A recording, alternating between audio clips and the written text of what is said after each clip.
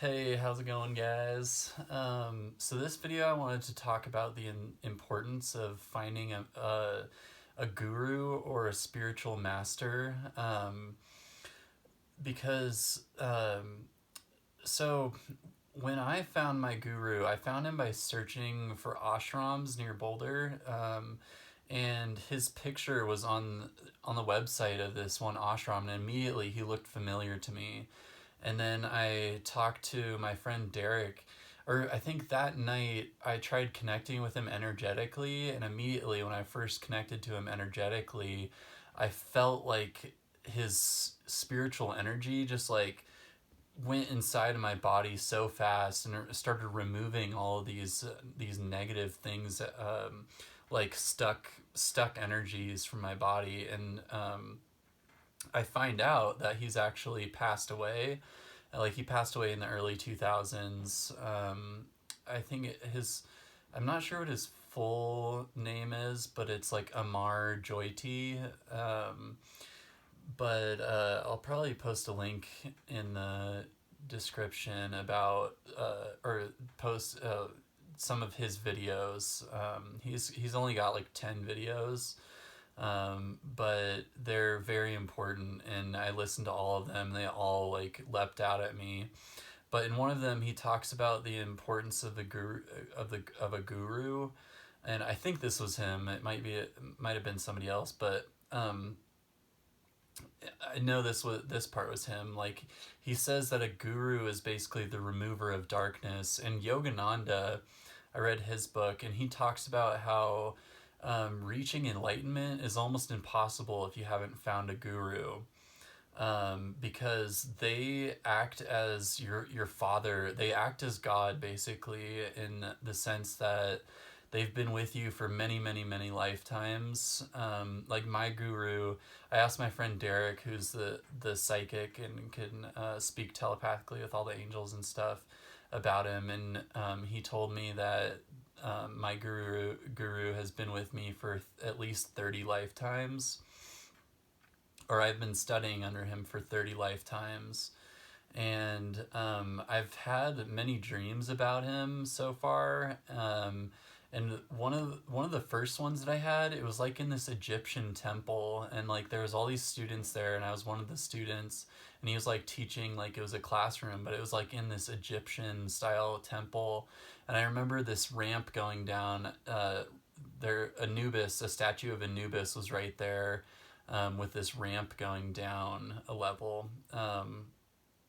But anyway, why that's important is that recently he told me in a dream that he is actually Thoth, and he was Thoth in this previous lifetime. He was literally this guy that started an ashram near Boulder, and that he's literally Thoth, and it was mind blowing.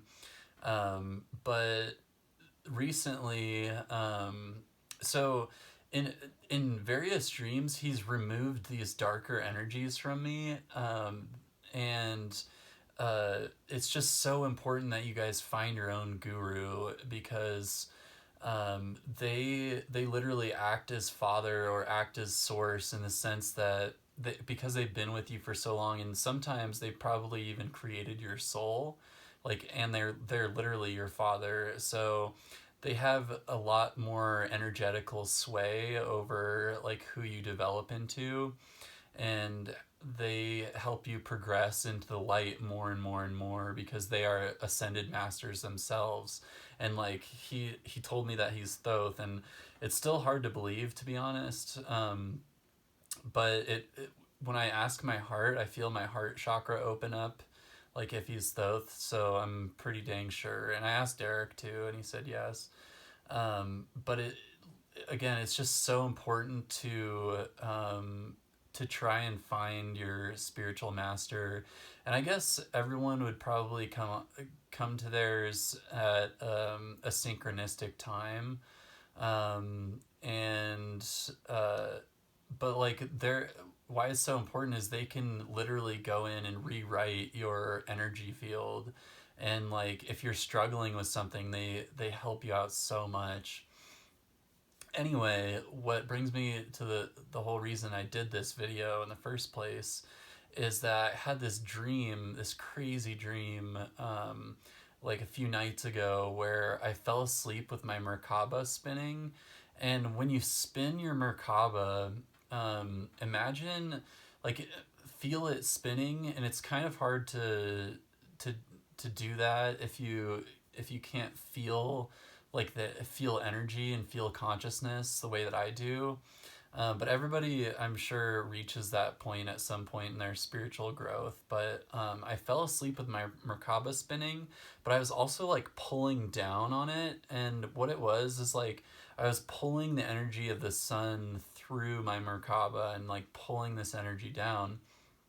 Well, I like come to in this dream, and I was like in a dark space, like a darker realm, and I started spinning my Merkaba in the dream too. And then all of a sudden I see this golden bird appear out of nowhere and like fly in, and like he whisks me away, and it was my guru. And there's a picture of Lord Vishnu with Lakshmi, I think, riding on Garuda. Garuda is like this golden winged bird that is like the mount of Lord Vishnu. But in the yogic sense, that interpretation would mean like your father or your guru literally comes in as a flying golden bird. You know, Lord Vishnu, which would be my master, Thoth, which is Thoth, by the way, which is fucking crazy.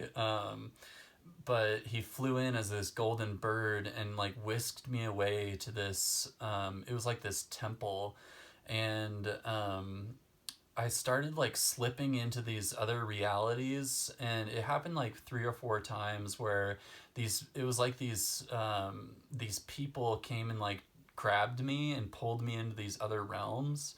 And my guru, every single time it happened, I started spinning my Merkaba, and then like opened up this portal or this vortex in the middle of my Merkaba, or my toroid field.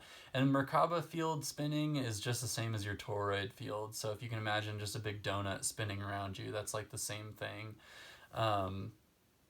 But yeah, this he every single time that I got like sucked into these lower realities or these lower astral realms by these other people, and every single time I would spin my Merkaba and open up that field, and this golden bird, which is my guru, would appear above me and take me back to this place.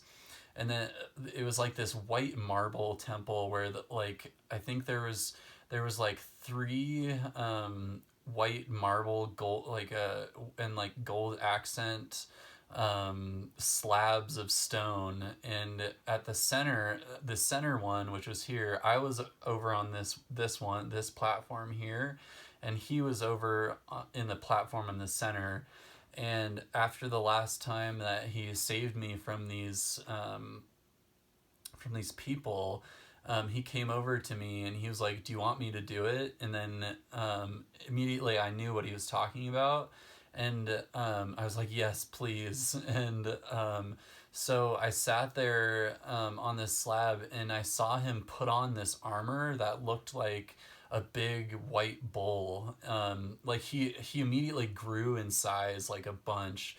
He must have been like 50 feet tall, but he put on this big chest piece and like leggings, and then a helmet. And he basically transformed himself into this big fighting bull. And what he was saying by "Do you want me to do it?" was like he was gonna go into every single one of these lower astral planes that these people were trying to take me to, and basically go to war with all these people and like bash their heads in, you know, so that they would stop doing that to me and stop pulling my astral body into these lower realities.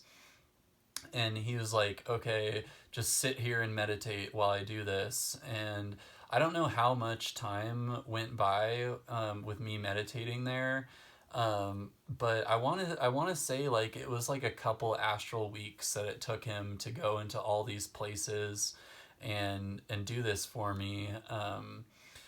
But yeah, when he came back, he like brought out this clipboard, and it was almost like a life review, and I'm almost positive, like 99% sure that that's what it was. It was like he was showing me how much astral karma that I've had, and Yogananda talks about this in his book too. Like where Sri Yukteswar comes and materializes in front of him and tells him about the astral plane, and how you have to work through your astral karma. Like you deal with your physical karma on this plane, but then when you ascend and become an ascended master, you have to work through your astral karma. And he held this clipboard in front of me, and I want to say it was like 8,700 something.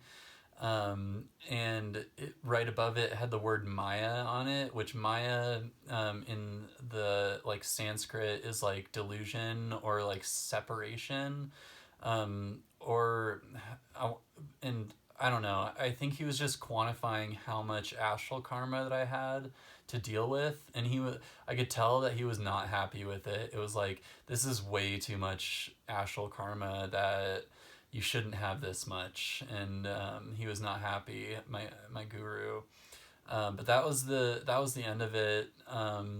End of the dream, or the astral travel experience. And when I came back, I was like, holy shit, he just cleared out so much stuff for me. Like, he went into all these different astral planes, which when you're walking around and like going about your daily life in this plane, you still have astral interaction all the time. So if all those people were trying to grab me and pull me into these different astral planes, that can still happen during my normal everyday life. And he basically ended all of that. And I just wanted to re-emphasize that it's so important to find your guru and your master, really, to be able to lead you out of that darkness. And like I said, the guru really means destroyer of darkness, or remover of darkness. And yeah, guys, it's just crazy. And finding out that he's Thoth is really crazy too. So yeah, that's all I got. Find your guru. But I guess it would be like, or don't really try and find him, because I'm sure like you'll find him in a very synchronistic way. But once you do, just know how important that relationship is, because they are the ones that can really lead you to your fullest potential, or your highest growth, along with a twin flame. But I found my twin flame, and then I found my guru later. But I think this lifetime for me, like, I didn't have my guru physically with me. This lifetime was really, I wanted to challenge myself, by going through all of this stuff, and rising above it without physical three-dimensional help from people. So yeah, guys, like and subscribe. Peace.